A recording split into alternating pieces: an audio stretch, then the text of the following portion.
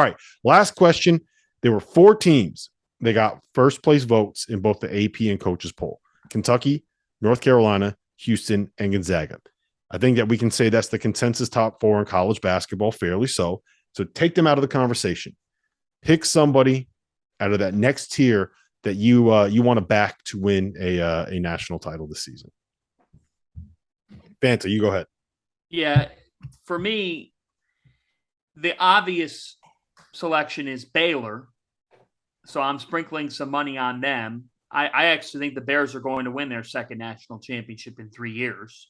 That's my prediction if you're holding me to it. And if I had to pick somebody else, it would be Virginia, because they come off to me as a redemption team. Tony Bennett had made 7 consecutive NCAA tournaments before missing last year. The Hoos are going to be back, guys. They're going to be back in a big way. And that team got better as last year went on. When they beat Duke at Duke, that was not a fluke.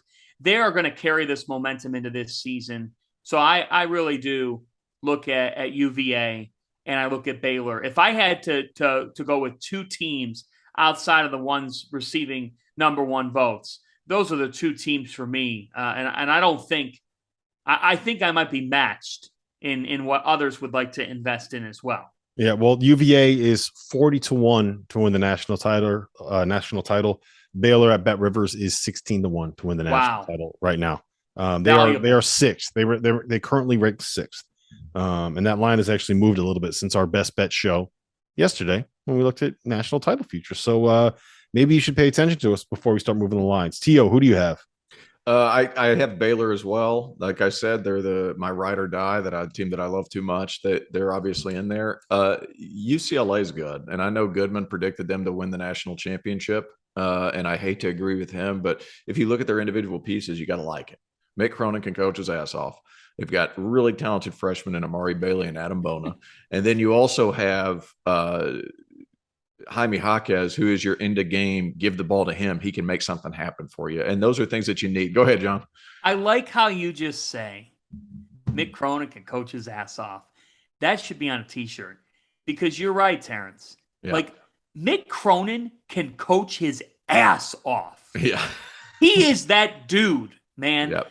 The job he's done there is like, remember when he got hired, people were like, ooh, is this going to fit? That guy could go coach on Jupiter and he'd win. Yep.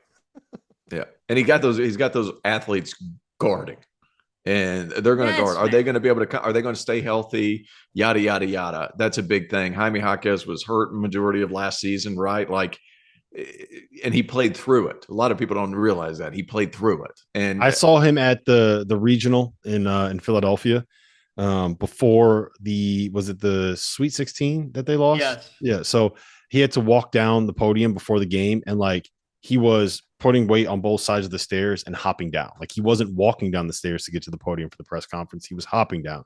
That's how much pain he was in on that right ankle, and he played through it. I love that pick, Tio. That was actually my pick, was UCLA. How many teams have an elite 4-year veteran point guard like Tiger Campbell? Just a guy that's been through the wars that can compete. How many teams have an elite 4-man like Jaime Jaquez?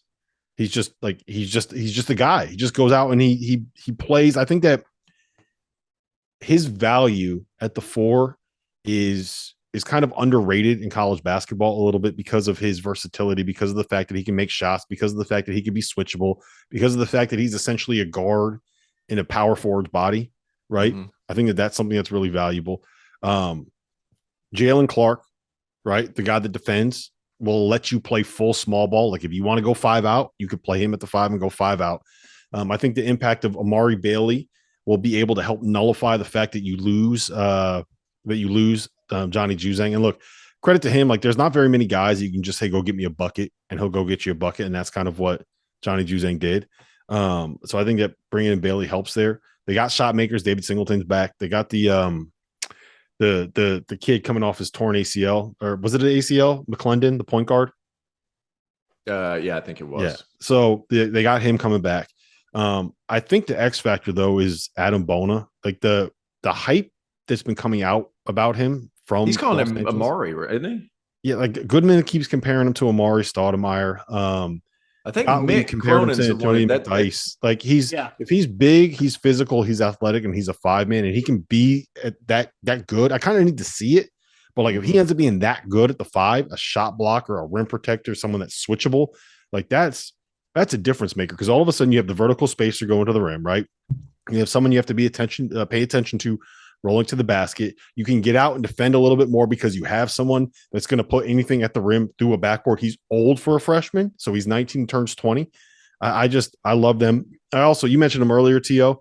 We got to give Tennessee a shout out here. Oh, I was about to say, you ruined it. Yeah, we got to give Tennessee. I was going to recite. Hold on.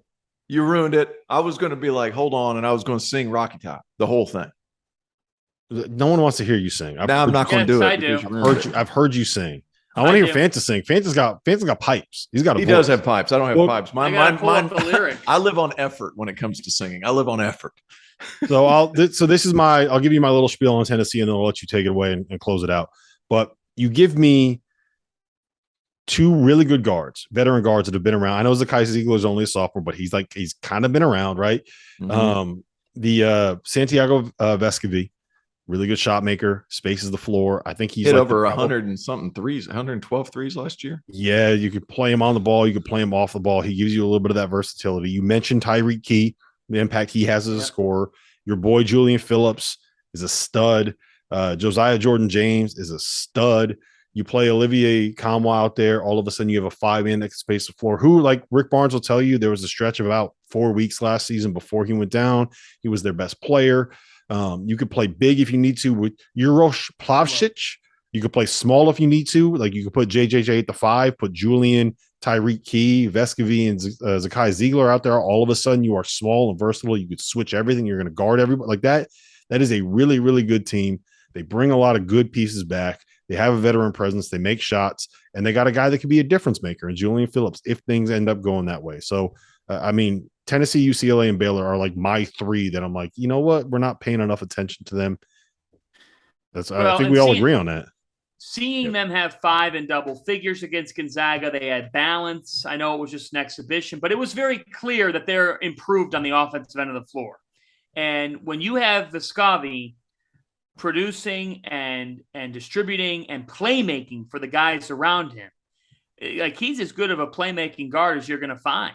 So I look at it with Tennessee, and JJJ to me is such a tough matchup for them. And then Julian Phillips, like, is someone that I think could also spring on to even more of the national radar. So that team, he was nervous.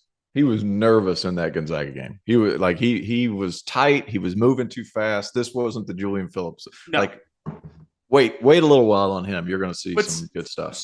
Sometimes you just need that guy who can deliver buckets. And for Tennessee, that was missing last year. Now Tyreek Key, it's not missing anymore. And Vescovi can set him up. Mm-hmm. Like I look at that combination and I could do it. Rocky Top, you'll always be home sweet home to me. Good old Rocky Top. Woo! Rocky Top, Tennessee. There you go. College Rocky hoops Top, is back.